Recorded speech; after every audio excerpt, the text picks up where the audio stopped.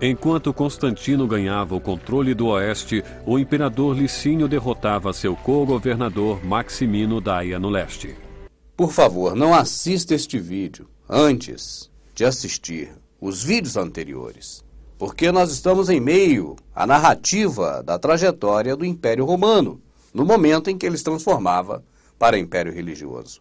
Constantino, quando ia fazer guerra contra um outro imperador de Roma, já que naquela época Roma era governado por 4 imperadores, ele teve um encontro com o Salvador, assim conta a história. E naquele momento, Constantino se convertera. Saía Constantino agora em busca de se manter na exclusividade do Império Romano, como o único imperador. E já havia matado um dos outros 3 imperadores romanos que dividiam o poder com ele. E agora, neste momento, os Illuminati já teria dado cabo de mais um imperador. Portanto, restavam 2 imperadores governando Roma. Um deles era Constantino, e o outro era quem Constantino deveria liquidar para sozinho poder implementar o plano dos Illuminati. Agora, Constantino havia se convertido ao Salvador, o que se chamou de cristianismo, embora o nome cristianismo só venha a ser citado no período de Jerônimo. Eu tenho repetido isso exaustivamente, porque é muito importante.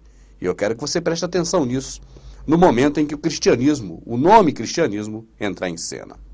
Mas agora convertido, nascia a religião de Constantino, que ainda não tinha nome. Era o que ele chamava de a Igreja do Salvador. Mas nós vamos reparar que o comportamento de Constantino e dessa igreja a qual ele agora fazia parte não tinha nada a ver com os ensinamentos do Salvador. Primeiro, que Constantino, para poder buscar as pessoas para o seu lado, ou seja, para converter as pessoas à sua religião, agora pagava. Ele outorgava grande soma de dinheiro para sustentar os pobres, presumindo que isto resultaria em conversões. Esse documentário, que nós passamos um trechozinho dele agora, evidentemente foi feito pelo sistema religioso. Por isso, prefere dizer que Constantino doava altas somas aos pobres.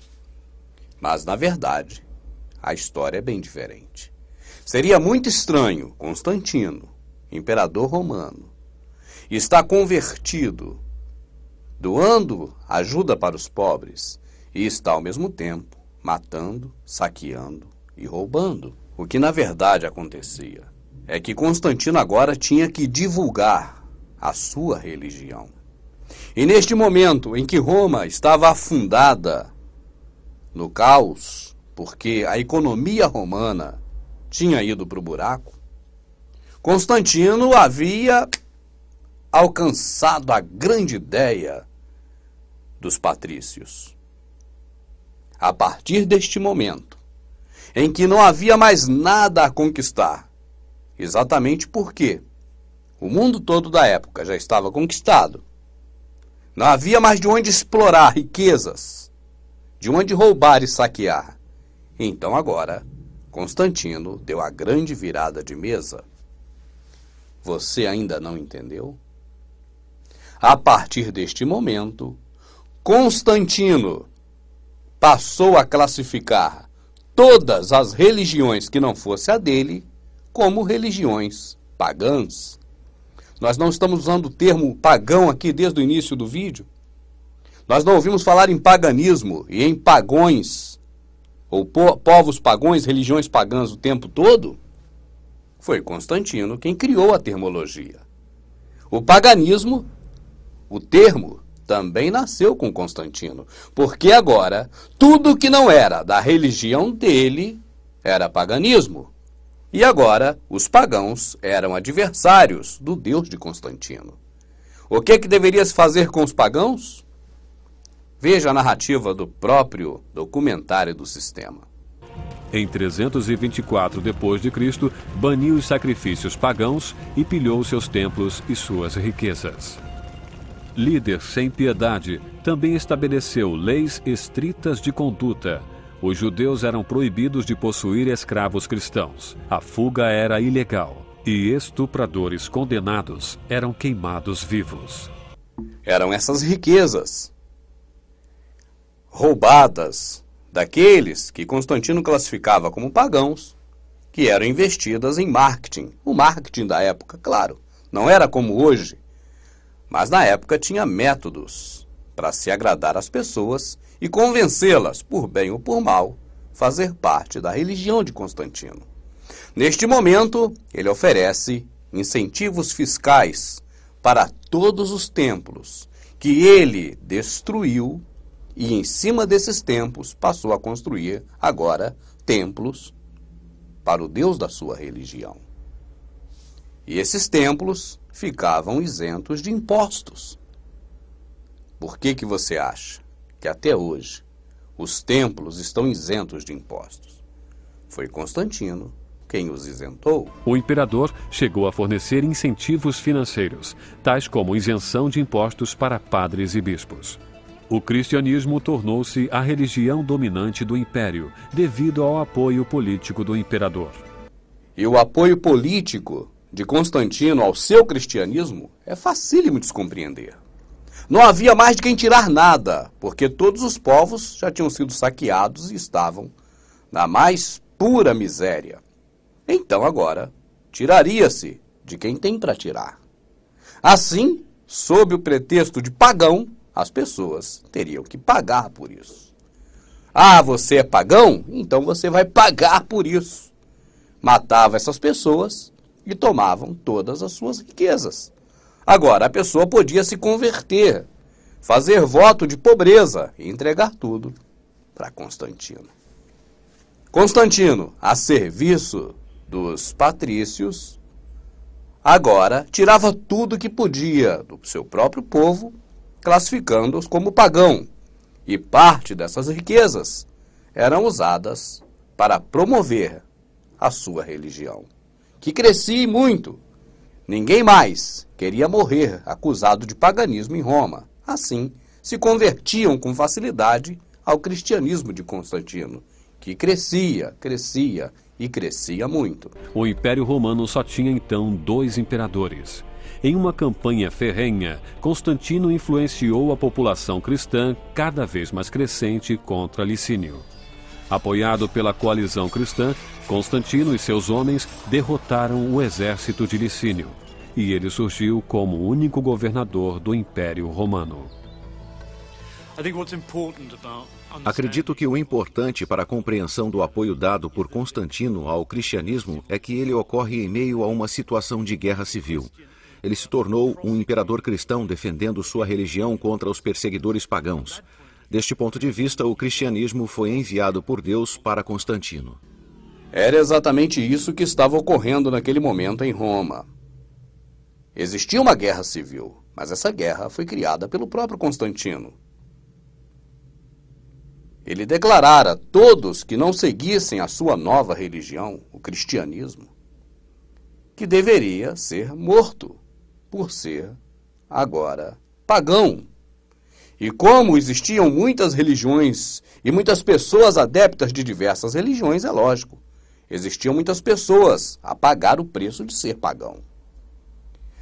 Pelo lado de Constantino, os convertidos ao cristianismo dele agora ajudavam-o a executar, matar, destruir o último homem que poderia ser uma barreira para a sua missão de construir o império religioso. O imperador que ainda estava vivo.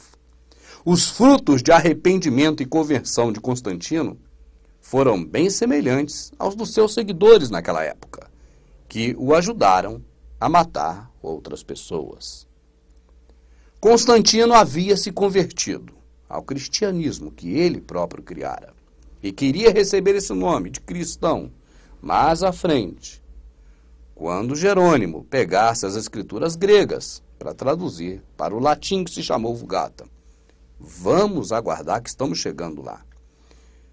Por enquanto, ainda estamos na fase de conquistas de Constantino, imperador romano que transformou de império político em império religioso. E nós estamos neste momento aqui, deste trabalho nosso, deste vídeo, exatamente nessa junção. Estamos na junta, onde liga a fase do Império Romano político com o Império Romano religioso. Constantino agora tinha uma boa propaganda na mão, porque aqueles povos daquela época, e principalmente os romanos, acreditavam que seus deuses sempre lhe davam as vitórias. E agora que Constantino conseguiria liquidar os outros imperadores para ser soberano, essa soberania, essa vitória, era também atribuída ao Deus de Constantino. E isso era uma bela propaganda a favor do cristianismo. Como Constantino começou a ter sucesso militar, isso demonstrava que seu Deus era muito poderoso. Poderia ajudá-lo. Constantino disse em uma carta: "Veja minha carreira, eu estou na Bretanha, sou o governador do mundo romano." Como isso aconteceu? Foi porque eu venerei o verdadeiro Deus. Se vocês tiverem juízo, começarão a venerar esse Deus também. As vitórias militares de Constantino conquistaram para ele milhares de convertidos cristãos. Como resultado, o imperador deu andamento às suas reformas políticas e religiosas. Sim, reforma política e religiosa, porque este era o momento exatamente no centro da transferência de império político para império religioso. Assim, essa reforma iria agora, através de leis, proteger as pessoas que passariam a ser adeptos do cristianismo e punir as que não se adaptassem, intitulados de pagãos. Constantino, lembre-se, marionete dos senhores do mundo da época, os patrícios, agora tinha uma missão também importante. O centro da capital romana naquele momento fervulhava. As pessoas estavam revoltadas porque estavam perdendo suas riquezas e sendo acusadas de paganismo.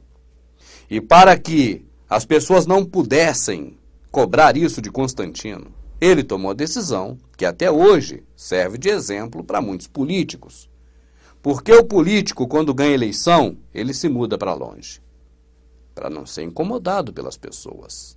Constantino fez o mesmo. Ficou longe daquele povo, o qual agora ele classificava como pagãos. Criou uma cidade chamada Constantinopla. Mudou a sede do seu império político-religioso para Constantinopla. E ali ergueu muitos templos, chamados de igreja. Presta atenção. Igreja, a partir deste momento, passou a não ser mais definida como o povo salvo pelo Salvador, o povo remido, mas um templo de pedra. Porque os templos que eram construídos e os templos que antes eram templos considerados pagãos e que agora pertenciam ao cristianismo, eram chamados de igreja. Ainda não existia a